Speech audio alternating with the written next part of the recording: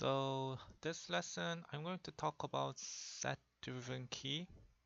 So if I select my controller here and if I start moving it to the right, you can see that an electronic fan is created. So you can just go back and forth with the controller to see how it transforms. And this is all created by SetDrivenKey. And I'm going to explain how to use SetDrivenKey so that you can apply it and you can create your own transformable objects. So why don't we get started? So first thing, uh, the easiest way you can create something like those complicated object is first you create the final look of the modeling. So for example, for now I'll just use a cylinder and I'll just place it here and just create the final look of whatever you want to create. I'll just create a simple uh, cylinder steps, moving one going up and maybe one more steps here, another one going up like that. Okay, so just this is an example. So assume that this is going to be my final look of my modeling. So next thing what you have to do is you have to create a controller. I'm just going to create a controller by using this third EP curve tool. Just double click this one, and as a reset tool, it's going to set to 3 cubic. That means that it's going to create a curve.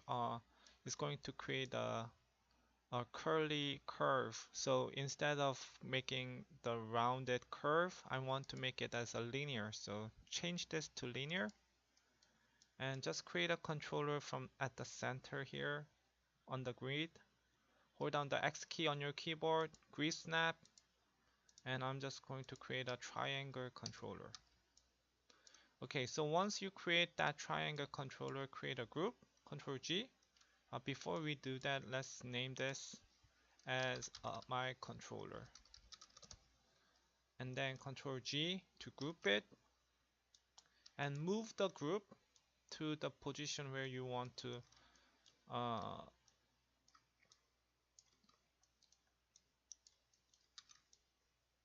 where you want to put the controllers to. And then I'm going to make a limitation on this controller. I'm just going to move it from here to maybe here. So it's going to be from 0 to 3 range. So I don't want the translate Y or any other things here. So select all the rest, right mouse, and lock and hide selection. And right now I have just only the translate X. Control A, and I'm going to make some limitation on this one. So translate X, I'm going to start from 0. The mean is going to be 0 and the max is going to be 3. Okay, so once you do that, you can test it out by just moving your controllers, and it's going to have the range between 0 to 3. You cannot go past 3.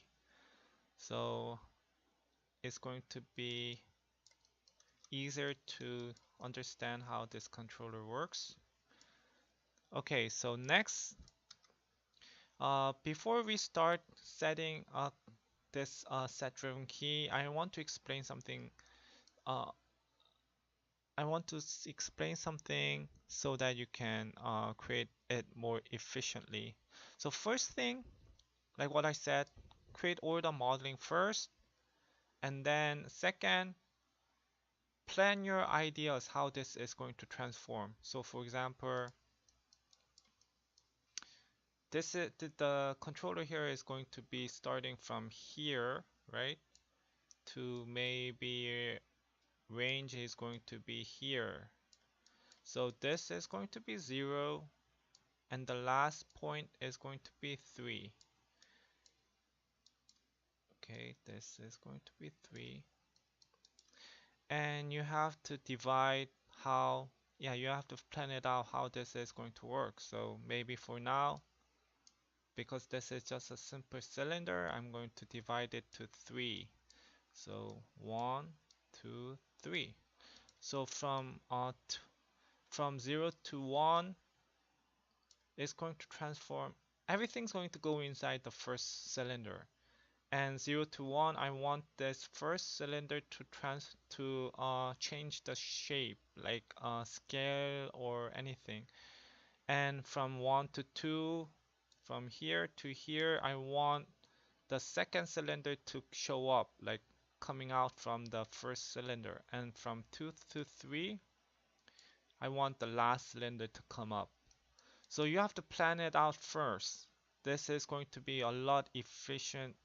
It's going to be better than just starting from without any plan. Once you create that plan, then another thing here is that it's better to start from the end, not from the start. Okay, so go move it to the end where the modeling is completed, and you have to start from here to back. So from here, everything's going to show up, and at the end, finally, everything's going to be meeting inside this first cylinder. So this is the efficient way to work with the SetDrivenKey.